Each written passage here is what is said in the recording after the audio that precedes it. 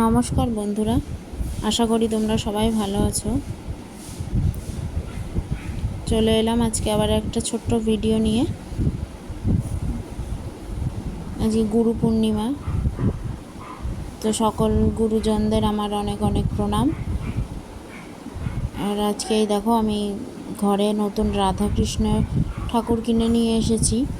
তো গুরু পূর্ণিমার দিন যেহেতু বাড়িতে নারায়ণ পুজো, তো ওই একই দিনে ঠাকুরের আমি বাড়িতে প্রতিষ্ঠা করে নেব। ঠাকুরমশাই আসবেন পুজো করতে। তখন ভোরবেলা 5:30 বাজে, উনি বললেন 7:30টার সময় আসবেন পুজো করতে। তো তাড়াতাড়ি করে এখন সব পুজোর জোগাড় আমি করে নেব। তো তোমরাও দেখতে থাকো আমি কিভাবে কি করি।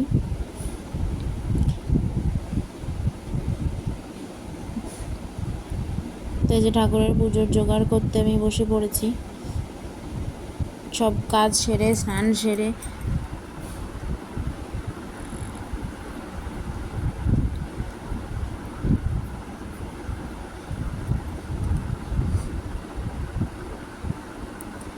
আর ঠাকুরমশাই 7:30টায় বলেছিলেন, একদম 7:30তেই চলে এসছেন।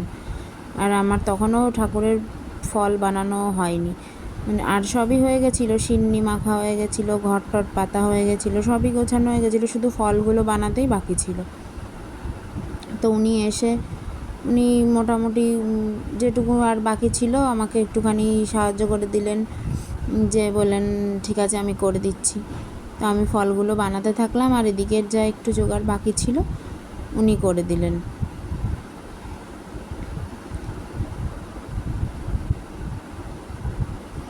তো ছেলেকে বললাম তুই একটু চন্দন ঘষে দে, ও চন্দন ঘষে দিল, আরও হাতে হাতে অনেক কিছু করে দিল, সব এগিয়ে দিল। আর সকালবেলা গিয়ে ফুল মিষ্টি সব ওই কিনে নিয়ে আসলো। তো এই যে একদম 7:30তেই ঠাকুরমশাই চলে এসেছিলেন। এসে উনি এই সুতো টুতোগুলো বাঁধছিলেন, বেঁধে পুজোয় বসে পড়েছেন। আর আমি তাড়াতাড়িগুলো অল্প কিছু করে ফল বানিয়ে গেলাম শাড়িটা পরে আসতে। ছেলেকে বললাম যে তুমি দেখ যে কিছু যদি ওনার লাগে তাহলে গুছিয়ে দিবি।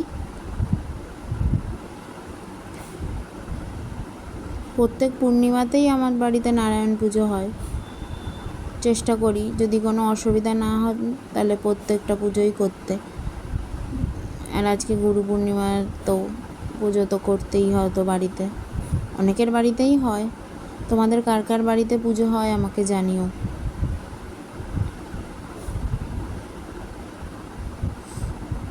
আর আজকে ঠাকুরমশাই পুজো করতে করতে পুরো কেঁদে ফেলেছিলেন, বলছিলেন যে আজকে একটা গুরু পূর্ণিমার দিন, এত ভালো একটা শুভ দিনে তুমি রাধা মাধবের প্রতিষ্ঠা করছো, আমারও সৌভাগ্য। আর তোমার হাত দিয়ে আমিও ঠাকুরের কাছে, মানে উনিও খুব কৃতজ্ঞ যে আজকের দিনে উনি রাধা মাধবের প্রতিষ্ঠা করতে পারছেন।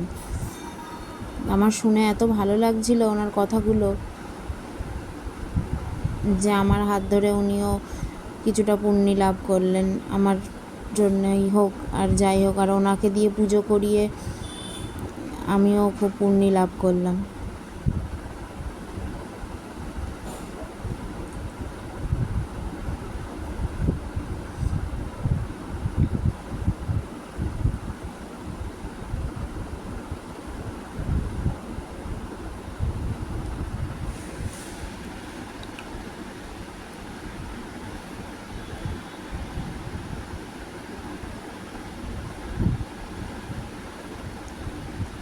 আর পুজোটা এত সুন্দর করে উনি করেছিলেন, পুরো 7:30টায় পুজোয় বসে 9:15 অবধি পুজো করেছিলেন।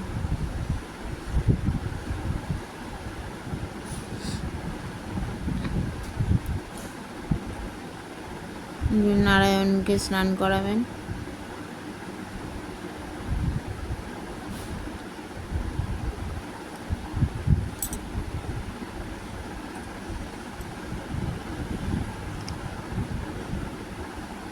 যে আমার বাড়ির 2 পণ্ডিত, একজন বসে আছে আর একজন শঙ্খ বাজাচ্ছেন, যখন ঠাকুরকে স্নান করাচ্ছেন।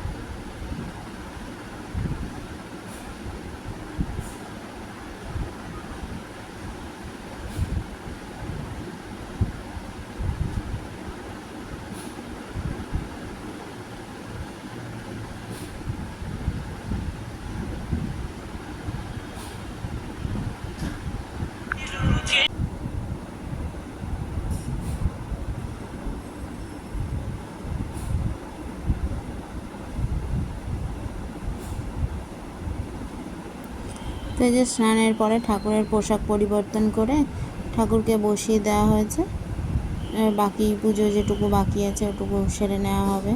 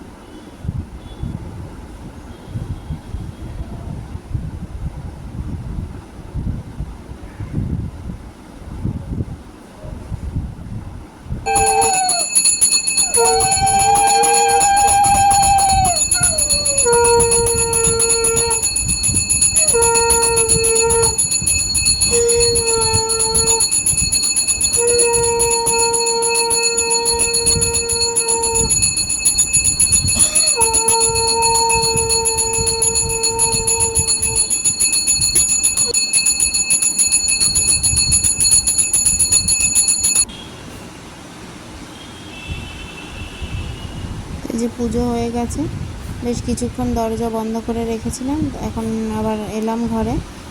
তো এখন সব গুছিয়ে নেব, সবাইকে প্রসাদ দিয়ে দেব। আর আমার পুজোর এই ভিডিওটা আমি এখানেই শেষ করলাম। তোমাদের কেমন লাগলো অবশ্যই জানিও।